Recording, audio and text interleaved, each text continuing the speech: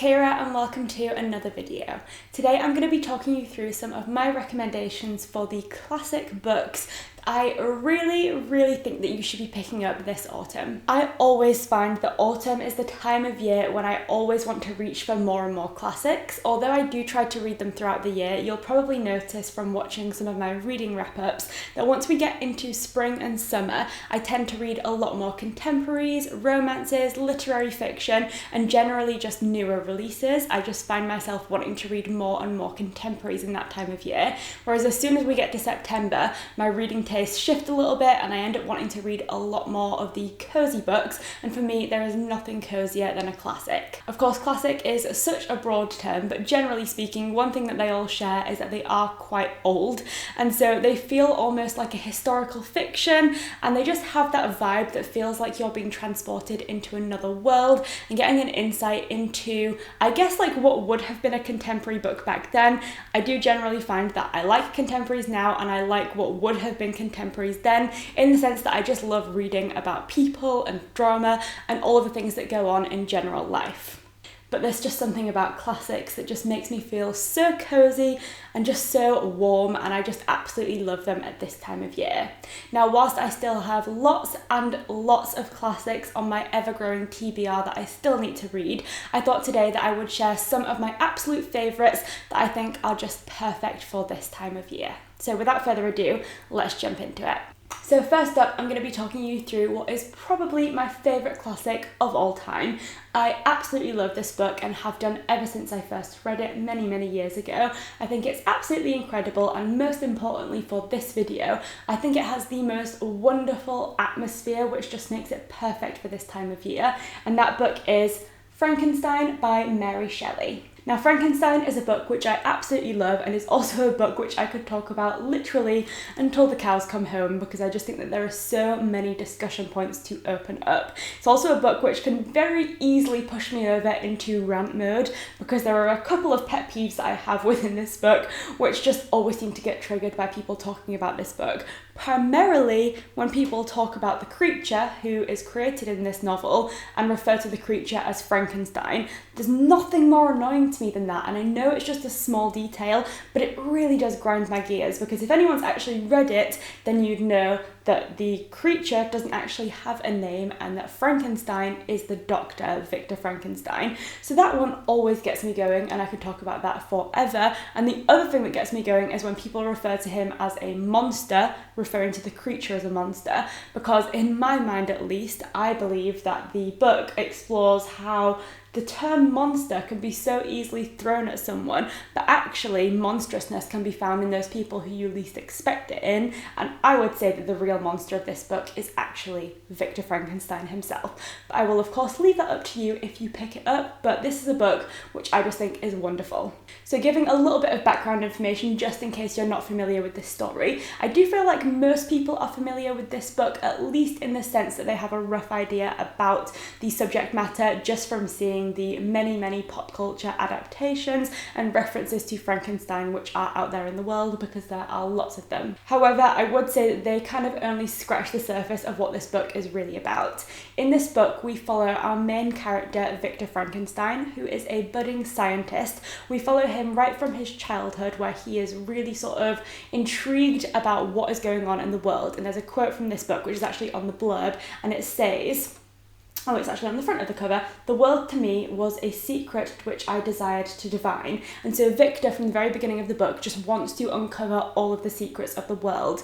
That then sort of transforms itself into a passion for science, and we eventually follow Victor to university, where he pursues his desire to essentially go against human nature by trying to create a creature which is a perfect specimen of humanity. In order to do that, Victor ends up digging up dead bodies and sewing them together, creating what he describes as like his perfect body. He takes all of the best features, like the most handsome face, the most long and athletic legs, the strongest arms, the most just generally the most athletic, strong, and just perfect body parts, but he takes all of these different legs and arms and puts them together and creates this one body, which should be perfect, but once he puts it together and this creature is brought to life, he realizes that he has made a terrible mistake by going against humanity and creating this creature that probably shouldn't ever have been created.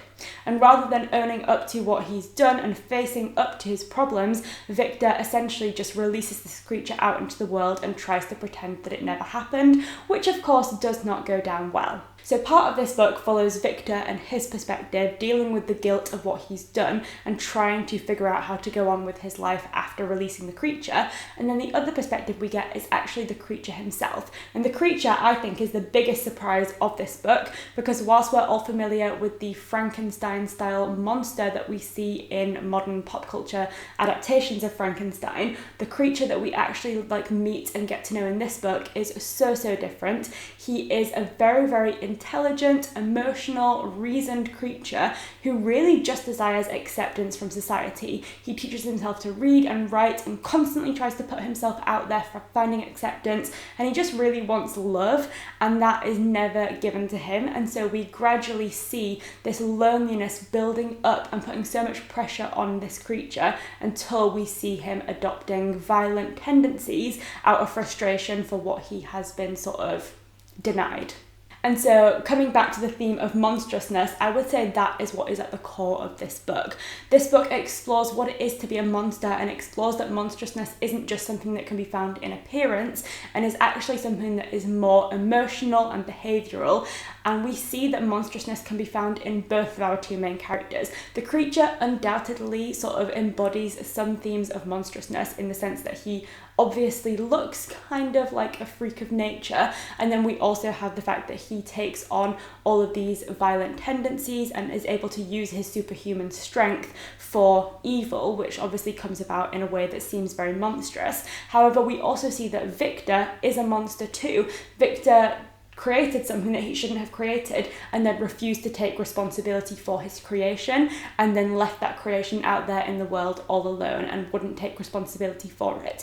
And so Victor is also a monstrous character, and I feel like there's just so many explorations of basically what it is to be a good person or a bad person, and how that can be so dualistic, and how such small things can make the difference between someone being a human and being a monster. And also how perception is such a big thing, because whilst in behaviour, the creature is actually probably a much nicer person than Victor. Victor is the one that would be perceived as a human by the rest of humanity, whilst the creature would undoubtedly be perceived as a monster without even having a chance to prove himself to anyone. And then aside from this really interesting discussion about humanity, duality and monstrousness, this book also takes place in the most incredibly atmospheric settings.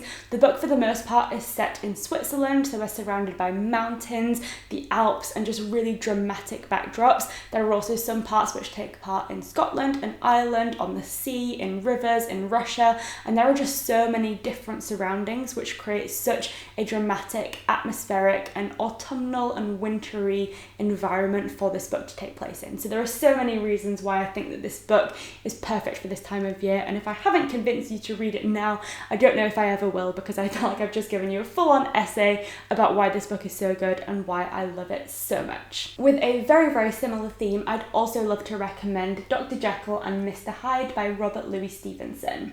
The quote on the front of this book says, "It is one thing to mortify curiosity, another to conquer it." And I feel like that's very similar to what we see in Frankenstein. There's sort of a theme in both of these books which explores scientific lines and what happens when we cross the boundaries of what should happen within humanity. In Dr. Jekyll and Mr Hyde, we again explore the theme of duality, because in this sense we have this one character who takes medicine to stop himself from transforming into a much more violent and more primal version of himself, I would say, and we see this exploration of how duality can so easily be found within one character. Again, the theme of appearances plays a big part in this, because with Dr. Jekyll we see this very outwardly professional, well-mannered and just well-groomed character who is perceived by all as a respectable individual. Little do they know that he is also Mr Hyde, who looks to the outward eye like someone who you shouldn't trust. He looks like a character who is violent, whose outward appearance represents the violence that exists within them. And so we see that this one character embodies two different, very, very different personalities.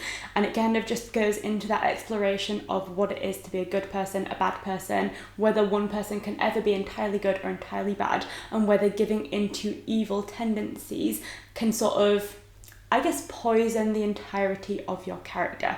This book, I would say, is absolutely perfect for the approach to Halloween. It's a very, very short book, which means it's quite intense and dramatic because quite a lot of content is packed into not many pages. And it's also a book which feels very sci-fi-like in the way that it is written. It feels almost a little bit ahead of its time in the way that it explores the sense of duality in such an on-the-nose way, looking at duality by literally showing one character transforming from one personality to another. And I just think it is such an interesting book and really does open up some quite intriguing conversations about how we perceive people and how that perception can affect behaviour. And I just think it's a really, really interesting book. And even if you're not really looking for that interesting discussion about duality and morality, it's just a really dramatic and intriguing Halloween-y book about transformation, which I think is always interesting to read about.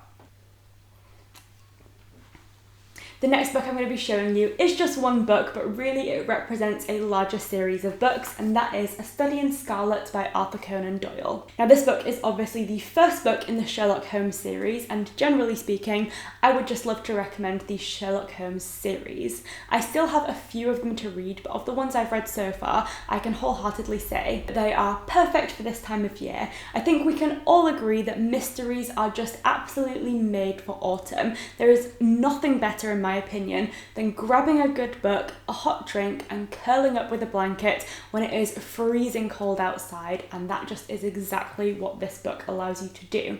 There are so many different mysteries within the Sherlock Holmes series, and one of the things that I think is so great about this series is that the books are really, really short. They're not convoluted or drawn out. You really can just delve into the books, read a mystery, enjoy a cozy afternoon with a hot drink and a good book, and then move on with your life. They're not too intense, and you don't really have to invest yourself in the full series if you don't want to. I feel like you can definitely pick them up as and when, and you don't necessarily have to read them in order, although so far I have been reading them in order. But essentially, they just are really, really wonderful classic mysteries. They surround some really intense, dramatic, murderous events. I think The Hound of the Baskervilles in particular is a wonderful one for this time of year because it is so, so dark. But in general, they're all absolutely wonderful, and if you are a fan of mysteries, then the Sherlock Holmes series is just an obvious choice. So the next book I have to recommend is from an author whose works in general I find to be wonderful for this time of year because they are so atmospheric. But of the books of hers that I have read, there is one in particular that jumps out at me as being perfect for autumn and winter, and that book is Jamaica by Daphne du Maurier. Daphne du Maurier is an author who I probably never stop going on about. I feel like I mention her all the time, even when I'm not even specifically talking about her books, but I just absolutely love her writing style because it is so atmospheric. Her books are generally set in Cornwall, which is a part of the UK that I am obsessed with. I recently actually posted a vlog from mine and Jay's trip to Cornwall from last year, and that vlog I think encompasses what I love about that part of the world so much because it was a really, really moody week in September when we went. It was raining, it was cold, it was misty, and it was wonderful because the coastline is so rugged and looks so dramatic, especially in the autumnal weather. And that vibe and atmosphere comes across in every single one of Daphne du Maurier's books, and she managed to capture the atmosphere of that part of the world so well and use that to really sort of create a character of location. I'm always so impressed when authors are able to characterize the location so well, and then having gone to Cornwall, I just felt like I was stepping into a Daphne du Maurier book. And of Daphne's books, the one which I think is the most autumnal is Jamaica because it happens to be set in winter. And so although it's not specifically set in autumn, it's a book which really makes use of the cold and dark surrounding of the moors and hills surrounding the Cornwall area, of the dark and misty coastline, and I just think it captures the darkness of this time of year so well and uses that to create an extra air of mystery around an already mysterious book. In Jamaica Inn, we follow our main character Mary, who has recently lost her mother. Because her mum passes away, she then goes to move in with her aunt and her uncle. Her aunt is her mother's sister, and then her uncle is her uncle by marriage. She doesn't really know all that much about her uncle, but she wants to go and stay with her aunt, someone that she knows, loves and trusts. But once she arrives at their home, which is also their business, Jamaica Inn, she realises that some dark and mysterious things are going on at the inn, and she doesn't quite trust them.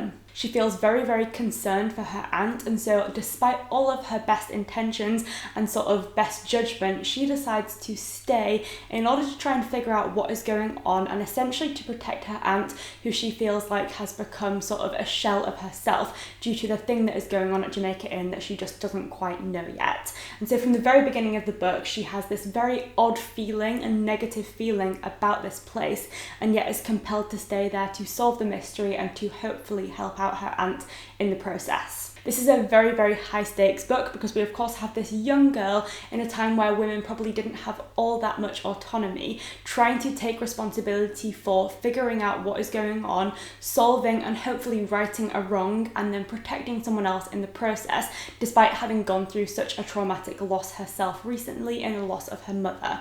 And so there is a lot of drama in this book. There are a lot of layers, lots of characters who you just don't know if you can trust because there is so much mystery surrounding them all, and I just think it's such a dramatic book. There are also some quite funny and interesting romantic elements in there which I think added a nice twist to the story, but overall this was a mystery which kept you compelled throughout the entirety of the story. And I think what was so wonderful about it is that you come into this story following Mary and not knowing anything more than she does, and so you really are just uncovering this mystery along with her as you travel through the book, which I think really does help to keep you intrigued and compelled, and it's just such an atmospheric, dark and mysterious story that is impossible to put down. Next up, I actually have a play. I know I don't read plays all that often, but this one was quite a recent read and one that I really enjoyed and just found to be wonderful for this time of year. Some of you might have seen me talking about it in my most recent Rory Gilmore 24-hour readathon, and that is The Crucible by Arthur Miller. This was a play I'd been intending to read for quite a long time, and so I was really glad to finally get around to it, and I really, really enjoyed it, which is why I'm recommending it here. If you're not familiar with this play, it surrounds the theme of the Salem witch trials, which immediately makes me think of this time of year because I just feel like there's something about witches in general and then witch trials and Salem that just feels so perfect for this time of year, especially that run up to Halloween.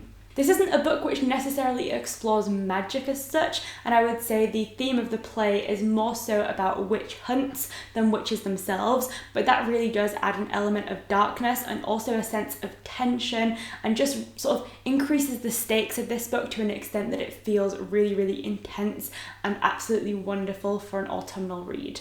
I happened to read this book in summer, but it really did feel like I was being transported not only back in time to the Salem witch trials, but also just to a much more autumnal setting because it feels so dark and so intense, and I feel like that just felt so autumnal. And it probably helped that whilst it was a summer day when I was reading this, it was quite a chilly and cold day where I made an apple pie and just basically pretended it was autumn. And so like I said, whilst this is a book which is about witches, it primarily focuses on the theme of witch hunting, of accusation, and how accusation affects a community, how people can start pointing things out in their neighbours that they perhaps wouldn't have noticed before, how people can start deflecting by accusing other people in order to protect themselves, and most interestingly, how people will accept accusations and admit to doing things that they know they haven't done.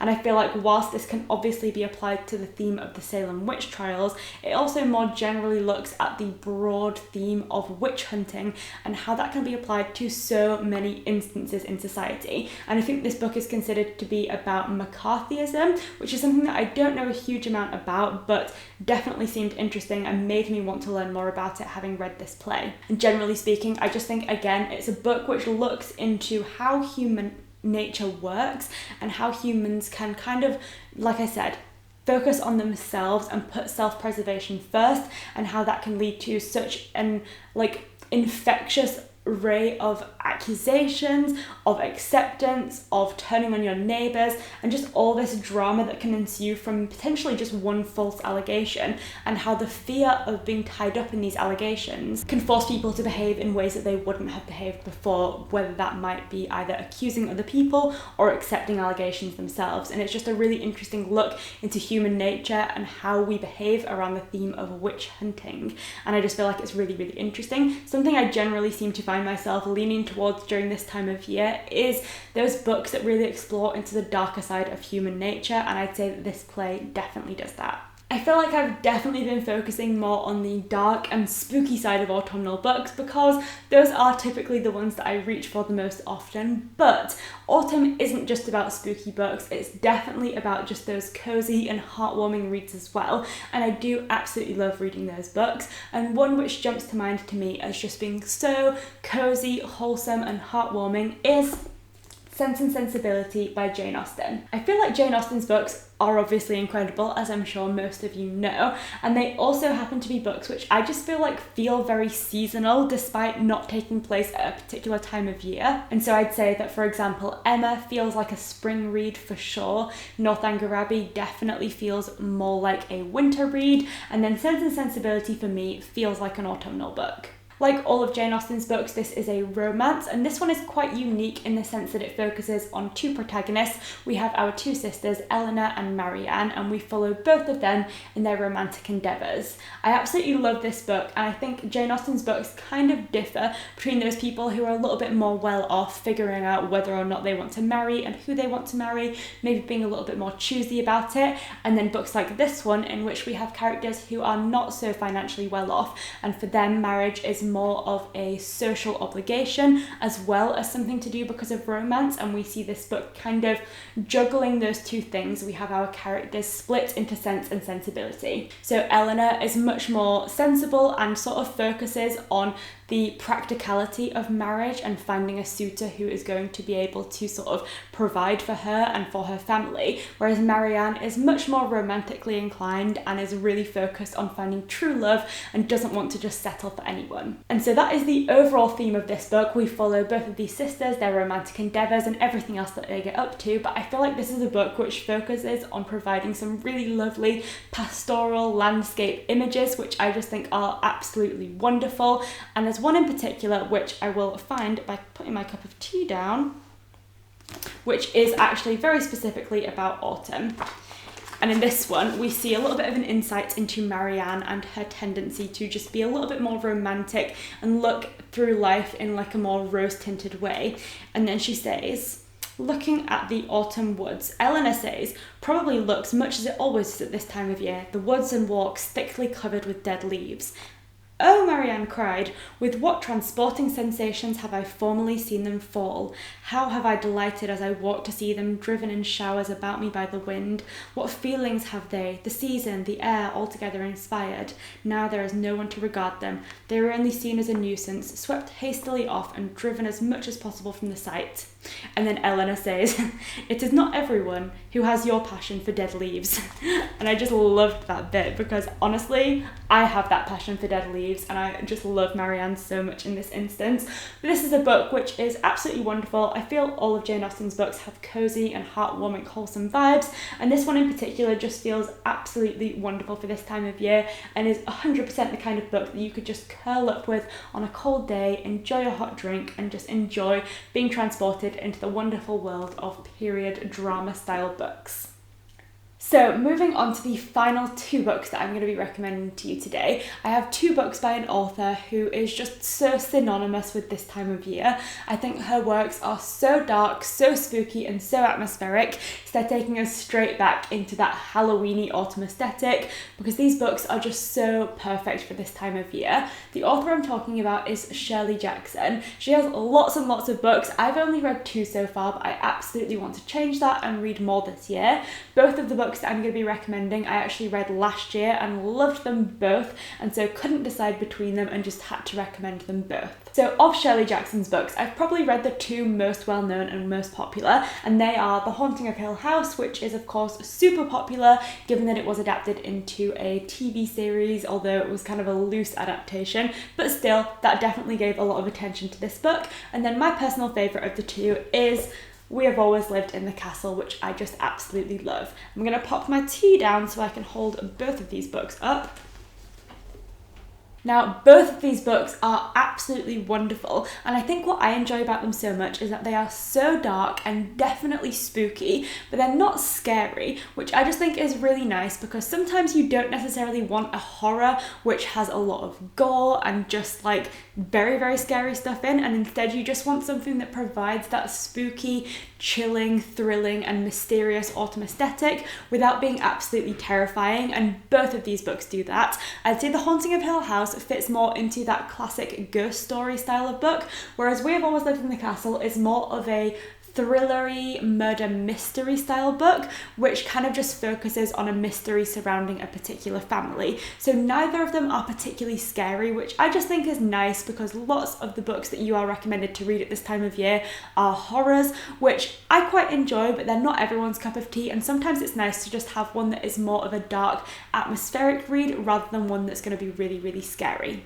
Now, like I said, The Haunting of Hill House is more of a ghost story style of book, and in this book we follow a group of characters who go to a house called Hill House, which is believed to be haunted. They're taken there by a doctor who is doing some research into the paranormal, and this group of characters meet there and basically are kind of left in Hill House to see what it does and to see whether it is haunted, and we see the effects of this house and all of the paranormal goings on all of these characters, on their relationships with each other, and just on their relationships with themselves, really, because the house kind of causes them to reflect inwards and just to assess what is going on, whether paranormal things are happening or whether they're sort of expecting things to happen, and that is causing their mind to play tricks on them.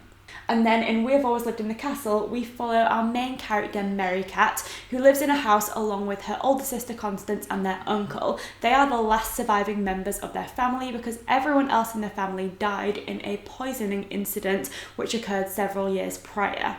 That poisoning instance has kind of put a dark name on the family and has kind of caused them to be sort of ostracized from their community, so they're kind of living in quite an isolated life in their little manor house, and the rest of the community in the local village doesn't want anything to do with them because they think one of them murdered the rest of the family.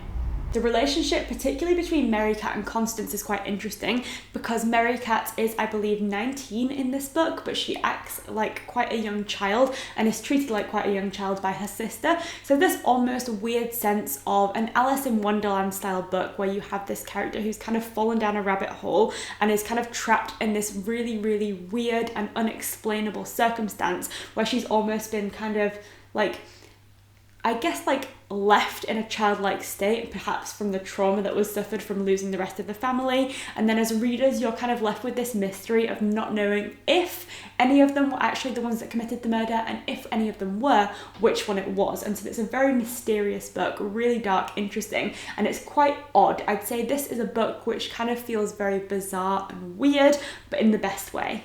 So I absolutely love both of these books. I think they're incredible. And another reason why I think they're really great is because they are undoubtedly books that you'll want to read in October in the run-up to Halloween. And they're both really, really short, as you can see there. They're not very long books at all, which I think is great for this time of year. When I'm looking for Halloweeny reads, I almost always want to pick up short ones, because really, you only have 31 days out of the whole year in which to read those spooky books that just scream Halloween. And so although you can read these books at other times of year, they just seem so perfect for Halloween. And so I often find myself leaning towards more shorter books, because that means that you can fit in more and more. And actually a lot of the books that I've mentioned today are quite short, which I just think is really, really handy at this time of year. Although there are some really, really big horror books, perhaps some Stephen King ones, I often find myself being put off of reading them, because that would mean that that would probably be the only Halloweeny book that I would be able to read in that year. Whereas with with books like these, you know that you can get through lots and lots of spooky books and get all the spooky vibes throughout the month of October, and also that you can experience lots of different styles. In these two books alone, you have a mystery and you have a ghost story, and then in things like Jekyll and Hyde and Frankenstein, you have other short classics that are more down the sci-fi route. And I just feel like picking up these shorter books really gives you the opportunity to explore all of the wonderful spooky vibes that October has to offer. So Shirley Jackson is absolutely wonderful. I love these two books. I think they're incredible, and honestly, I cannot wait to read them again. I actually read both of them. I think I read The Haunting of Hill House in October last year, but I read We've Always Lived in the Castle last summer, so I'm really excited to reread this one in October this year and see whether the fact that I'm reading it in October kind of changes how I feel about the book and adds an even more incredibly mysterious, dark and spooky vibe to the story. So although that is very much just scratching the surface because there are so many classics which are perfect for this time of year, those are some of my favourite classics which I just think encompass all of the cosy, spooky, thrilling and mysterious vibes that I look for in books at this time of year. If you've read any of these classics, I'd love to know whether you agree with me that they are perfect for this time of year. If not, I would love for you to pick them up and let me know what you think of them. And finally, if you have any recommendations for classics that you think would be perfect for this time of year, let me know because I'm always on the lookout for more recommendations. So thank you so much for watching, and I'll see you next time.